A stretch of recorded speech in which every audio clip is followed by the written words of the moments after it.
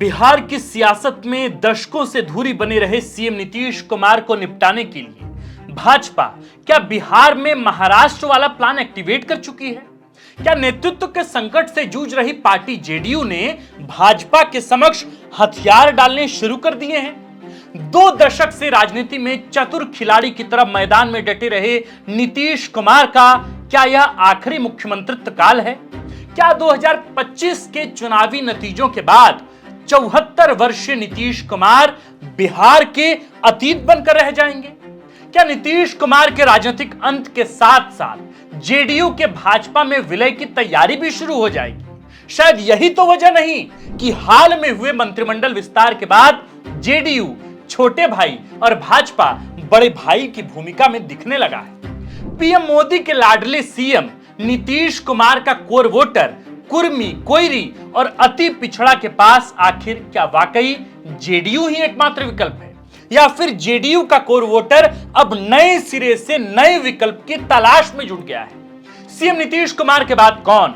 बिहार की राजनीति में सबसे बड़ा सवाल तो फिलहाल यही है। इसलिए आज की इस वीडियो में हम इन्हीं सवालों का जवाब ढूंढेंगे और बताएंगे आपको कि 9 बार सीएम पद की शपथ लेकर बिहार के सबसे अधिक वक्त तक शासन करने वाले मुख्यमंत्री रहे 74 वर्षीय नीतीश कुमार के समक्ष बिहार विधानसभा चुनाव से पहले क्या चुनौतियां हैं, क्या संकट है, और क्या यह संकट इस स्तर का है कि नीतीश आगामी महीनों में बीजेपी के दबाव के चलते मुख्यमंत्री पद से इस्तीफा देने तक को मजबूर हो जाएंगे?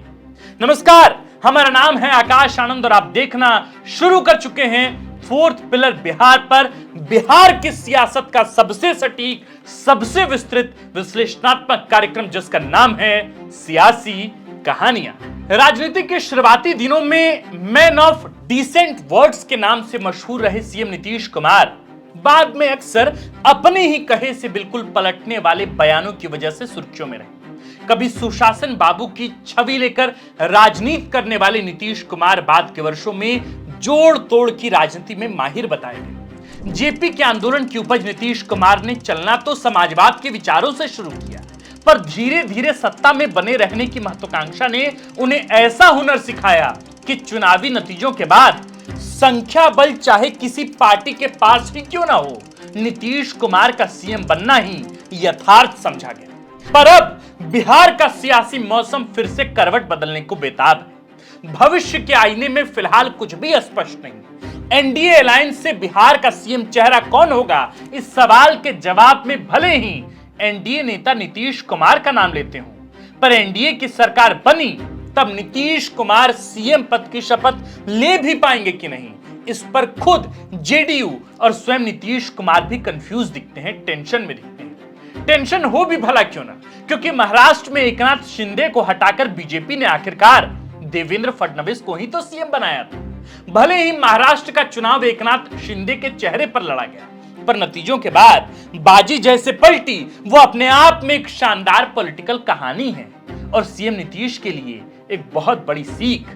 बहुत संभव हो कि जेडीयू महाराष्ट्र वाले खेल को समझकर आगे की चाल चले, पर फिलहाल ऐसी है कि मंत्रिमंडल विस्तार के बाद पलड़ा बीजेपी का ही भारी दिखने लगा है और जेडीयू के सर्वेसर्वा नीतीश कुमार सरेंडर के मूड में दिखने लगे हैं। बहरहाल नीतीश कुमार बीते 1 मार्च 2025 को कुल लगभग 74-75 वर्ष के आसपास के हो गए। उम्र की थकान उनके समकक्ष नेताओं को भी नीतीश के चेहरे पर साफ दिखने लगी।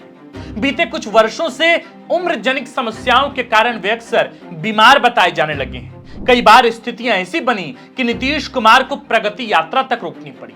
कई बार उनके सरकारी कार्यक्रम को स्थगित तक करना पड़ा है। सीएम नीतीश कुमार द्वारा हाल ही में महिलाओं पर की टिप्पणी को आधार बनाकर तेजस्वी यादव, लालू यादव, प्रशांत किशोर सरीखे नेताओं ने तो उन्हें मानसिक तौर पर भी बीमार बताने का भरपूर प्रयास किया। सार्वजनिक मंचों पर नीतीश कुमार की बॉडी लैंग्वेज ने जेडीयू के अंदर खाने को परेशान करना शुरू किया कि नीतीश के बाद अगला कौन, नीतीश का उत्तराधिकारी कौन। जेडीयू का अंदर खाना नेतृत्व के संकट से जूझ ही रहा था कि नीतीश कुमार के 39 वर्षीय पुत्र निशांत के राजनीति में आने की खबरें शुरू हो गई। कहा जाने लगा कि नीतीश की जगह पार्टी में धीरे धीरे निशांत को आगे किया जाएगा। पार्टी का गढ़ हरनौत विधानसभा सीट से निशांत खुद चुनाव लड़ेंगे। जेडीयू निशांत के जरिए सेकेंड लाइन ऑफ लीडरशिप तैयार करेगी। निशांत बीते कुछ दिनों से इस कदर बिहार की सियासत के कीवर्ड बने रहे कि विपक्षी राजद से लेकर सहयोगी भाजपा तक ने इस पर प्रतिक्रिया दी।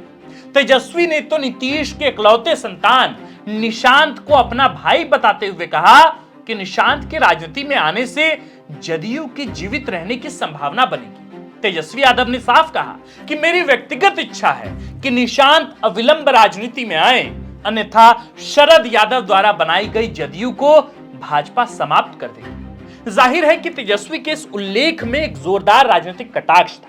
राजनीति के अंतिम दिनों में शरद यादव अपनी पार्टी के साथ राजद में मिल गए थे। अब सवाल है कि क्या सच में नीतीश कुमार के उत्तराधिकार को लेकर जेडीयू के अंदर खाने खींचतान जारी है?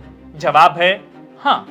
जेडीयू साल 2002-03 के समय में अस्तित्व में आई थी। नीतीश कुमार ने पार्टी का नेतृत्व संभाला तो पार्टी बिहार में सत्तासीन थी। झारखंड सहित अरुणाचल और मणिपुर में पार्टी ने पैर जमाने शुरू किए। आज जेडीयू लगभग 22 साल पुरानी पार्टी हो चली है। इन 22 वर्षों में जेडीयू का विस्तार नीतीश कुमार की छत्रछाया में ही हुआ। जेडीयू के सर्वमान्य नेता नीतीश कुमार अपनी पार्टी की बदौलत कुल 9 बार बिहार के सीएम बने और आज भी वे सीएम की कुर्सी पर ही हैं। बिहार के कुर्मी कोयरी और अति पिछड़ा जातियों में जेडीयू का प्रभाव ऐसा है कि मानो नीतीश कुमार बिहार की सियासत में अजय माने गए। यह बात बिल्कुल सच है कि इन वर्षों में जेडीयू से नीतीश कुमार के अलावा भी कई नेता पैदा हुए, पर यह बात भी उतनी ही सच है कि नीतीश कुमार के आभा मंडल में वे सारे के सारे जेडीयू नेता फीके ही साबित रहे। बात आरसीपी सिंह की हो या उपेंद्र कुशवाहा की, बात प्रशांत किशोर की हो या फिर ललन सिंह की, नीतीश कुमार की खींची लकीर को जेडीयू के अंदर कोई पार नहीं कर सका है। पर क्या नीतीश की खींची लकीर को उनके बेटे निशांत आगे बढ़ाएंगे? क्या नेतृत्व के संकट से जूझ रही जेडीयू का हल अब निशांत के हाथों में है? कई राजनीतिक जानकार मानते हैं कि अगर नीतीश यूं ही शिथिल होते गए और जेडीयू ने नए सिरे से पार्टी के नेतृत्व पर गहनता से विचार नहीं किया तो जेडीयू का एक छोटा हिस्सा ही जेडीयू के तौर पर रह जाएगा। पार्टी का बड़ा हिस्सा बीजेपी और अनकंफर्टेबल हिस्सा राजद की तरफ शिफ्ट होता चला जाएगा। बीबीसी में सीटू तिवारी की एक शानदार रिपोर्ट छपी है। रिपोर्ट में लेखक और पत्रकार अरुण श्रीवास्तव के हवाले से लिखा गया है कि जेडीयू में नेतृत्व संकट की वजह से अति पिछड़ा में जो मिडिल क्लास हैं वो कांग्रेस में शिफ्ट हो सकते हैं। जो आर्थिक तौर पर पिछड़ा है वो माले के साथ और मुसलमान राजद के साथ जा सकते हैं। बीजेपी को जेडीयू के न रहने से लॉन्ग टर्म में कोई विशेष फायदा नहीं होगा। बात सिर्फ जेडीयू के बीजेपी के साथ रहने की ही नहीं है, राजद और कांग्रेस में भी नीतीश कुमार को साथ लेने की होड़ मची रहती है। आज से नहीं, बहुत पहले से। पूर्व में जब भी नीतीश राजद के साथ महागठबंधन में रहे तो तेजस्वी को इसका सीधा सीधा फायदा पहुंचता रहा है। राजनीति में परसेप्शन का गेम बहुत मायने रखता है। महागठबंधन की सरकार में राजद को नीतीश कुमार के सुशासन छवि का खूब फायदा मिलता रहा। यही वजह है कि सेकुलर्स वोटर भी, या यूं कहें कि सेकुलर वोटर्स भी नीतीश की वजह से राजद के पीछे गोलबंद होते रहे, जिससे राजद को जंगल राज वाले टैग को पीछे ढकेलने में सहूलियत होती थी। इसके अलावा नीतीश के साथ राजद को सत्ता में वापसी की गारंटी भी मिलती है। भले ही चुनावी नतीजों में नीतीश तेजस्वी से काफी पीछे हों, पर एटलीस्ट एश्योरिटी रहती है कि नीतीश के साथ तेजस्वी भी सत्ता में वापसी कर सकते हैं अगर ये दोनों दल महागठबंधन के बैनर तले चुनाव लड़े तब। पर अभी स्थितियां बिल्कुल उलट है। अब नीतीश कुमार बीजेपी के साथ है, पर बीजेपी के साथ होने के भी अपने अपने नुकसान हैं और शायद इन्हीं नुकसान की वजह से विपक्ष से लेकर राजनीतिक जानकार तक ये कहने लगे हैं कि नीतीश कुमार अपने आखिरी राजनीतिक पारी में भले ही जेडीयू को, अपनी पार्टी को चुनाव जितवा दें, पर इस बार मुख्यमंत्री की उस कुर्सी को हार जाएंगे जिस कुर्सी तक हर बार पहुंचने का हुनर सिर्फ नीतीश कुमार जानते थे। आज की इस वीडियो में हमने बिहार में चल रही सियासी उठापटक पर बातचीत की। बात की कि जेडीयू कैसे नेतृत्व संकट से जूझ रही है। बात की कि निशांत क्या वाकई जेडीयू का दामन थामकर पार्टी की लकीर को और आगे लेकर जाएंगे। बात की कि कैसे नीतीश कुमार अब इस असमंजस में हैं कि अगर वे जेडीयू को जीत दिला भी दें तो सत्ता वापसी के बाद, एनडीए की जीत के बाद भी क्या वे मुख्यमंत्री पद तक अपनी पहुंच बरकरार रख पाएंगे। बिहार में चल रही इस उठापटक के पीछे महाराष्ट्र है। महाराष्ट्र की बात इसलिए बार बार की जा रही है क्योंकि जैसे नीतीश कुमार को आगे कर बीजेपी चुनाव लड़ने जा रही है बिहार में, ठीक वैसे ही एकनाथ शिंदे को महाराष्ट्र में आगे कर बीजेपी वहां चुनाव लड़े।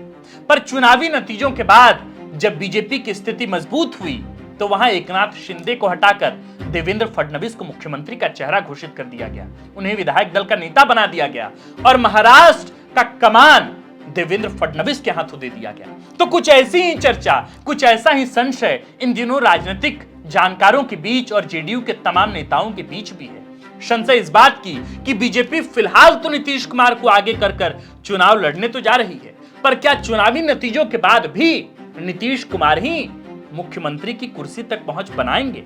आपको क्या लगता है प्रिय सुधी दर्शकों? आप हमें कमेंट में लिखकर बताएं, क्या वाकई बीजेपी बिहार में महाराष्ट्र वाला गेम प्लान कर रही है क्या? आप अपना फीडबैक, आप अपने विचार हमें कमेंट में लिखकर जरूर बताएं। आप देख रहे थे फोर्थ पिलर बिहार, हमारा नाम है आकाश, कैमरे के पीछे हैं नीरज। शुक्रिया।